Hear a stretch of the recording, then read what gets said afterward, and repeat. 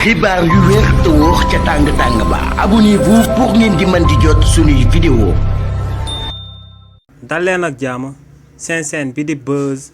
221 HD kii di Abass Fall di actuel maire bu Dakar daal dinay tontu kii di Amadou Mame Diop ginnaaw ba kookee yëkkati ay kàddu ŋàññ daal di koy jëmale ci ndodd premier ministre bii di Ousmane Sonko ak ci président Bassirou Diomaye Diakhar Faye si li ni mel kii di Amadou Mame Diop dafa amal akub sortie daal di wax que ne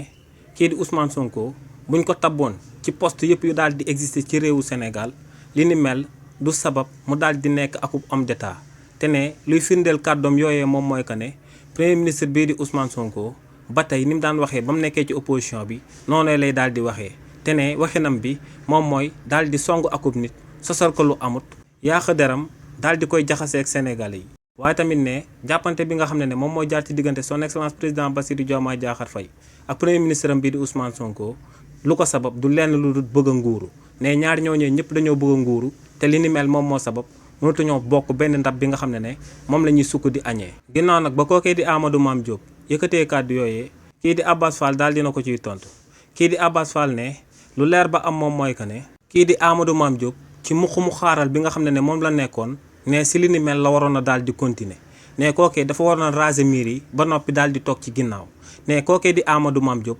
nekkoon na fi aku président de l' assemblée nationale daal di bokk si président de l' assemblée nationale yu gën a bon ci président de l' assemblée nationale ndax ne kookee fekkee woon na ba waa APR di daan falsifier règlement intérieur bu nekkoon biir assemblée nationale te ne yëyu ci woon yàbb ci woon ne kii di Amadou Mame Diop fekkee woon na ba président Macky Sall jàppee woon plus de 1000 détenus politiques ne fekke woon na ba président Macky Sall di daan boom sénégalais yi ne fekke woon na ba waa gouvernement président Macky Sall ak Macky Sall ci wàllu boppam di daan sàcc alal boo xam ne sénégalais yëpp ñoom ñoo ko daal di bokk waaye ne daf ne woon ne mu xaaral nee nag sëgëm kookee di Amadou Mame Diop léegi moo ngi espérer que ne waa parti bii di APR mën nañoo dellu si pouvoir bi en 2029 ne li ni mel moo ko jëfuloo di ko waxloo waaye ne lu leer ba am moom mooy que ne sénégalais yi duñ mës a daal di fàtte ñaawteef yi nga xam ne moom la fi waa régime président Macky Sall amaloon te ne loolee na ko Amadou Mame Diop daal di def ci boppam.